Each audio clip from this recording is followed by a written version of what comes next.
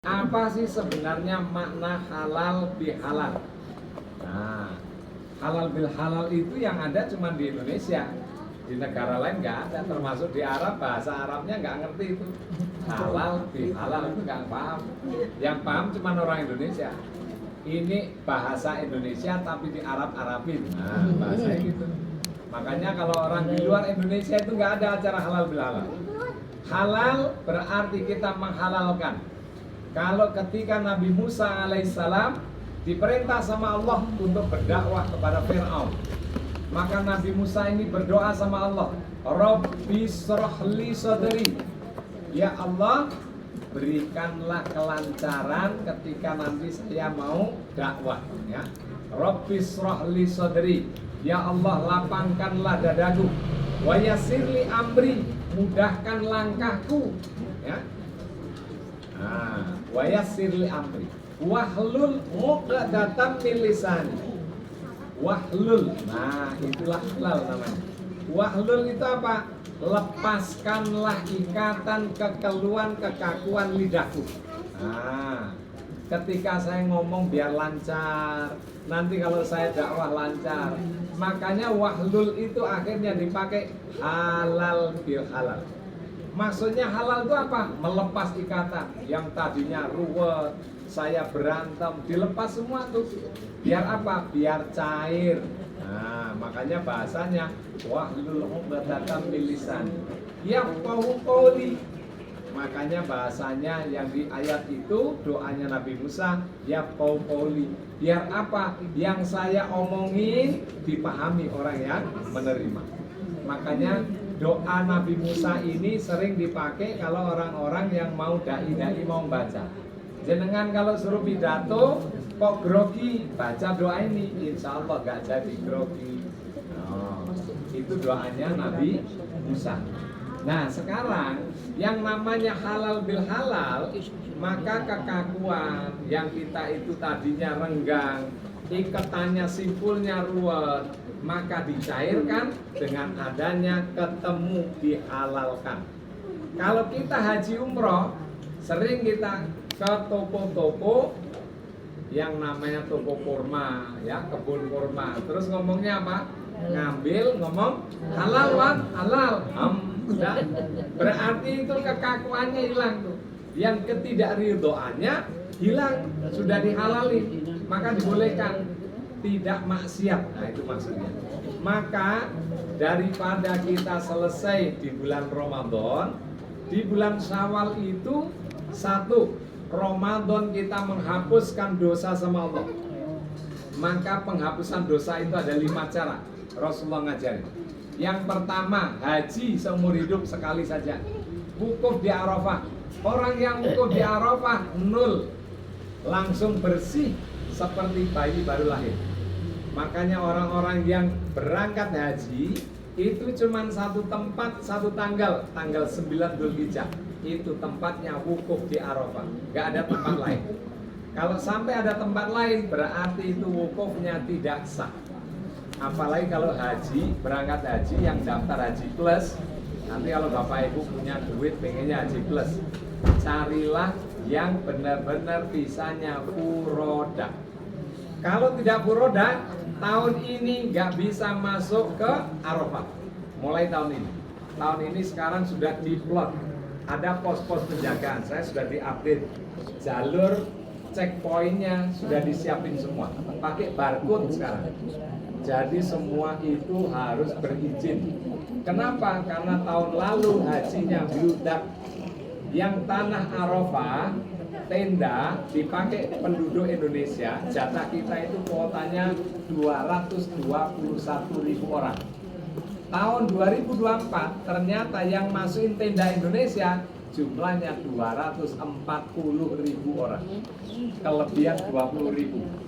Makanya banyak jamaah haji itu kenapa kok tidurnya untel-untelan. Banyak yang viral protes gitu ya.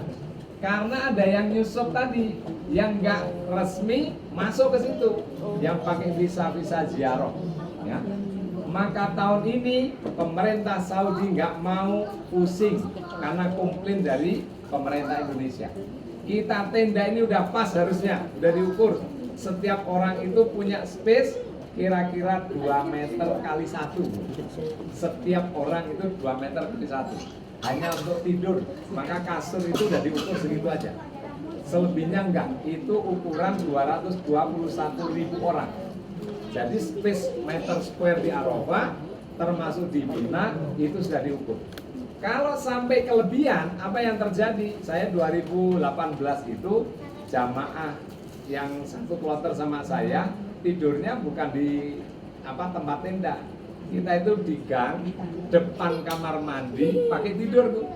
Kenapa? Karena jamaah penuh. Kita juga bingung, nggak kenal juga. Kenapa nggak kenal? Tapi Indonesia. Bayangin tuh. Apa kita mau musir mau sama-sama haji? Haji itu kuncinya satu, kalau mau mabrur membantu orang lain. Lah kita sudah ada di situ, ya wes Pak D, tidur saja, saya ngalah. Nah, itu yang baik. Tapi apa yo ngalahi semalam suntuk, tidur berdiri. Oh, Masya Allah. Akhirnya tidur tuh di tanah, sudah di pasir itu tidur dah apa adanya.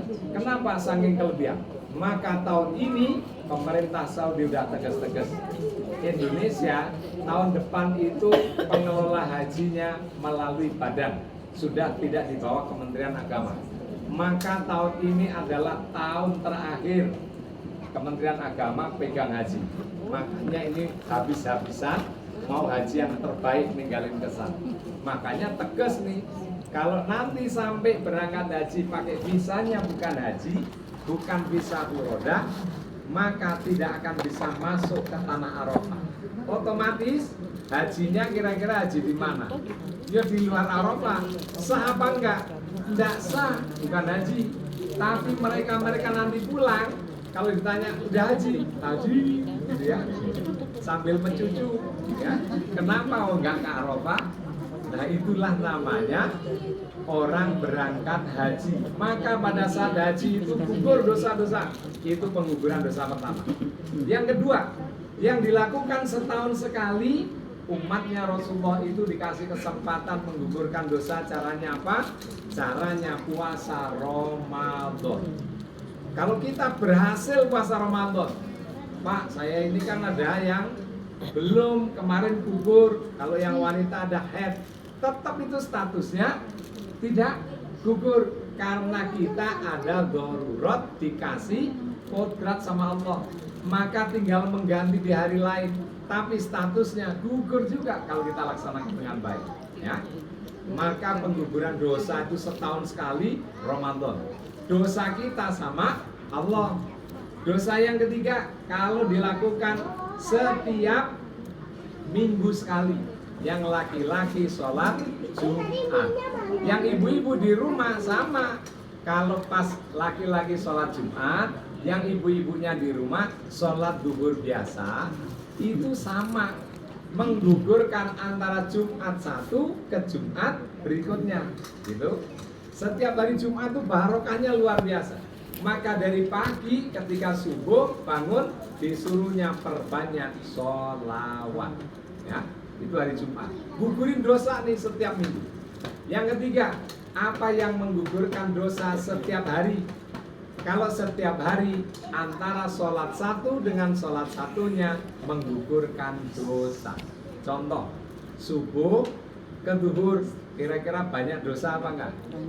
Banyak dosa sama Allah, lupa sama Allah, kadang syirik gitu ya, kadang segala macam. Digugurin nanti waktu duhur. Duhur sama asar, dosa lagi sama Allah, berbuat maksiat, gugur waktu asar. Asar sambil maghrib, maka maghrib gugurin. Maghrib ke isya, isya gugur. Isya ke subuh, gugur. Maka itu yang harian. Lantas kalau setiap saat gugurnya dosa kita dengan cara apa? Istighfar. Istighfar yang panjang boleh. Sayyidul istighfar. Yang bacaannya panjang. Allahumma anta rabbi la ilaha illa anta khalaqtani wa ana abduka wa ana ala ahdika wa wa'dika mastata'tu a'udzu bika min syarri ma sana'tu abu'u laka binikmatika alayya wa abu'u bidzambi faghfirli fa innahu la yaghfiru dzunuba illa anta. Tuh, wis Pak, angel ngapalin bolak-balik karena panjang. Kalau baca boleh nggak? Boleh Pak.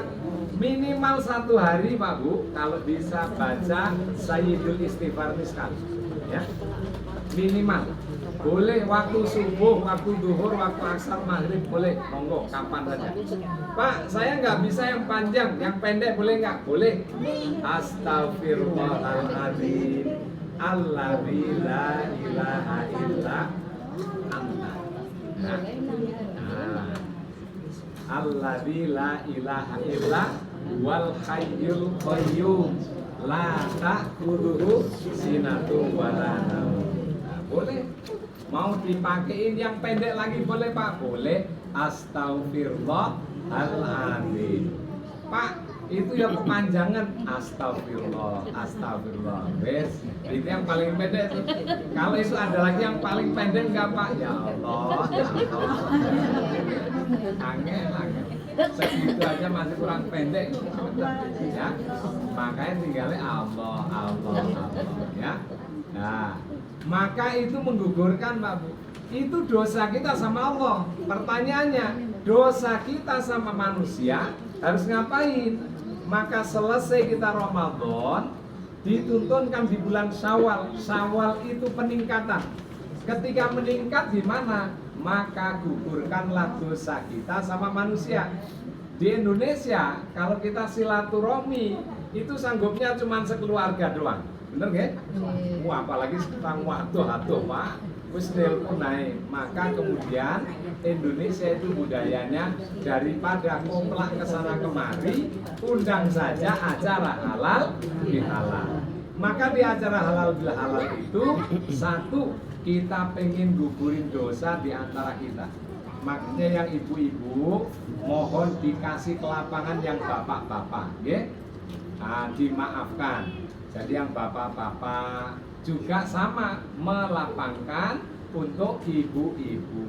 Nanti sama antara ibu-ibu yang bapak-bapak, nanti kita habis makan-makan ya salaman, ya. Kalau habis salaman terus gimana Pak? Gugurlah di antara 2 orang yang salaman. Maka Allah ngajarin, Rasulullah ngajarin antara suami istri, kalau ini bisa salaman, maka gugurlah dosa di antara keduanya. Makanya kalau bisa sehari itu sempatin pegang tangan pasangan, ya. Kalau suami mau pergi, gitu ya, mana-mana tangan, gitu ya. Nah, sama juga tuh, yang istri nyari, ya. Nah, nyari suaminya. Lah aku selanjutnya pasangan itu sendiri, gitu ya. Kalau yang nggak punya pasangan, ikhlasin, ya. Ya Allah, saya ikhlasin, saya ikhlas atas ridho, atas apa yang sudah sama pasangan saya. Selesai, insya Allah itu gugur dosa-dosa. Okay? Kemudian Rasulullah itu ngajarin, ada satu ayat di Al-Quran. Jam berapa sekarang? Pas, ya. Setengah 6 pas. Satu ayat saja ya. Satu ayat di surat Al-A'raf ayat 199, ya. Allah paling dawuh gini, Qudil afwu wa'mur bil urfi wa a'rid 'anil jahilin. Jadilah engkau pemaaf, suruhlah mengerjakan yang ma'ruf, serta berpalinglah dari orang-orang yang bodoh. Ini perintahnya Allah diwahyukan kepada Nabi Muhammad. Wahai Muhammad, kamu kasih itu, jadilah engkau pemaaf. Nah, suruh maafin orang. Yang kedua, suruhlah orang mengerjakan yang ma'ruf. Yang ketiga, berpaling pada orang-orang yang bodoh. Nah, atas ayat ini Rasulullah tanya sama malaikat Jibril, wahai Jibril, maksudnya gimana? Maka Jibril menyampaikan, kalau bisa setiap hari ajarkan dirimu dan umatmu untuk selalu lapang dada. Nah, ridho atas apa yang orang itu lagi mendolimimu. Oh, itu nomor 1. Makanya 3 akhlak ahli surga. Ada 3. Nomor 1, memaafkan orang yang mendolimi dirinya. Yang kedua, bersedekah kepada orang yang kikir pada dirinya.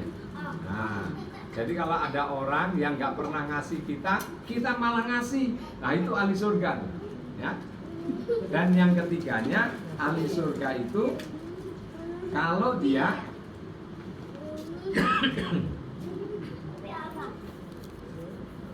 kalau dia bisa bersifat pemurah kepada orang lain, pada siapapun, tidak peduli sama yang kikir maupun yang bakhil ataupun yang lomo, yang sama dermawan. Jadi itu 3 ciri khas akhlaknya ahli surga. Suatu ketika Rasulullah lagi duduk-duduk sama Abu Bakar As-Siddiq. Tiba-tiba datanglah seseorang, dia maki-makinya Abu Bakar As-Siddiq. Ya, Abu Bakar As-Siddiq ini dimaki-maki, tapi diam saja. Karena Rasulullah juga diam. Ketika diocehin itu, diam. Tiba-tiba ketika Abu Bakar As-Siddiq menjawab makian, maka Rasulullah ini berdiri, langsung pergi, dia meninggalkan. Kemudian Abu Bakar As-Siddiq ngejar sama Rasulullah. Ya Rasulullah, kenapa engkau pergi? Tadi orang itu maki-maki saya, engkau duduk diam, karena saya diam. Tapi kenapa ketika saya jawab makiannya, engkau jalan pergi? Kemudian Rasulullah menjawab begini, ini dahsyatnya.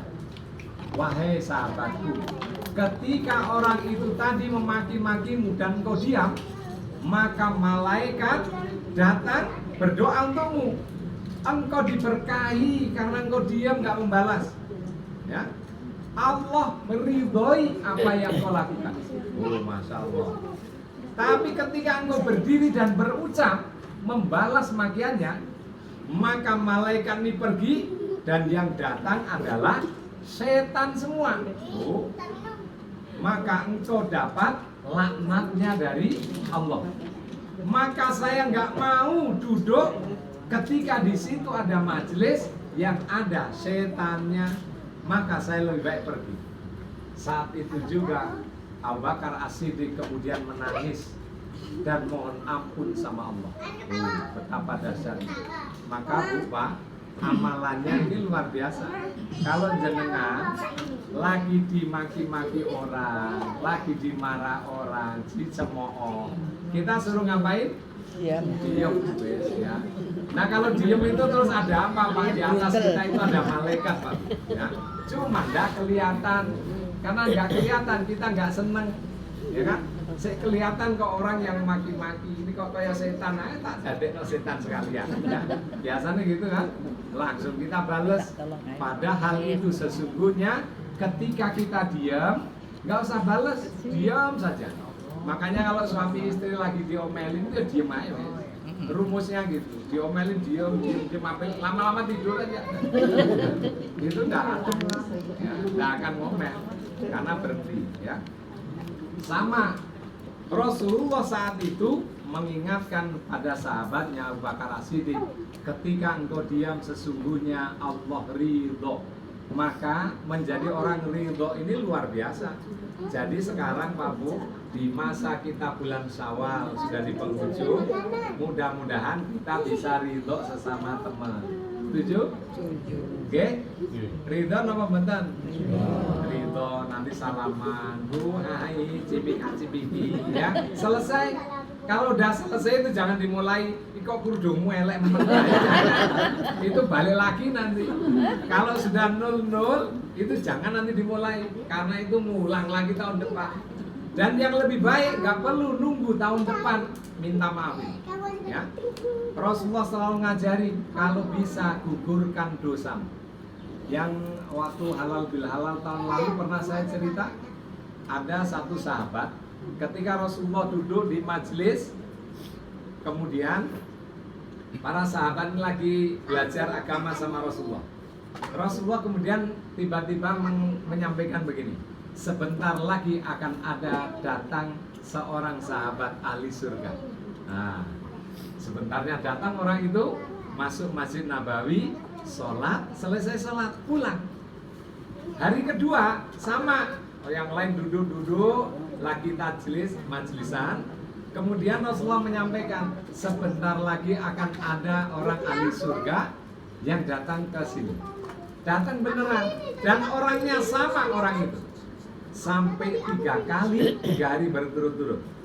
Maka anaknya Abu Bakar, Umar bin Khattab, namanya Abdullah bin Umar.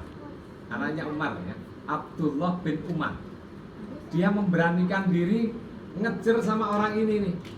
Nah, dikejar ketika disampaikan kok 3 kali berturut-turut menjadi ahli surga. Kemudian ditanya, wahai fulan, izinkan saya nginep di rumahmu selama 3 hari saja. Oh, memang ada apa? Saya lagi ribut sama keluarga saya, katanya gitu ya. Oh ya sudah, kalau gitu saya izinin tidur dah. Padahal tujuannya tidur itu pengen tahu tuh amalannya apa. 3 hari berturut-turut Abdullah bin Umar ini memperhatikan sholatnya. Iki kok nggak sholat malam? Aku wis tak tunggu ya ora sholat malam. Terus subuh ya biasa subuh. Amalannya nggak ada yang istimewa. 3 hari 3 malam berturut-turut Abdullah bin Umar ini memperhatikan. Karena sudah habis waktu izinnya, terus dia bilang, wahai fulan, izinkan saya bertanya. Sungguh saya ini tinggal di tempatmu karena pengen tahu apa rahasia amalan yang engkau lakukan.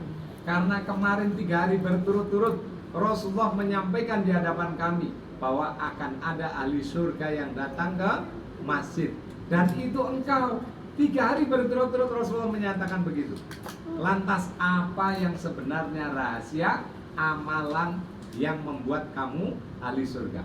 Orang itu bilang apa?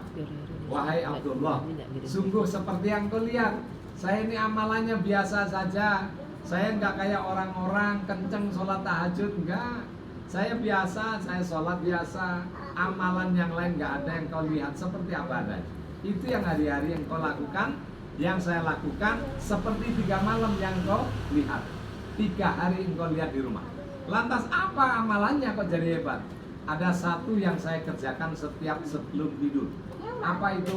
Menjelang tidur, saya selalu menyampaikan sama Allah, ya Allah, saya ridho atas apa yang terjadi hari ini.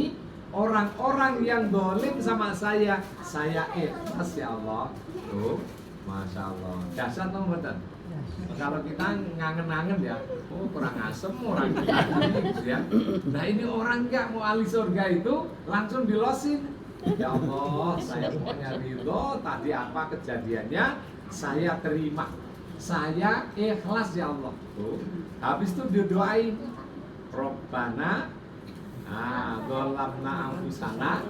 Habis itu baca doa, Allahumma fir lil muslimina wal muslimat. Kasih itu muslim muslimat diampuni.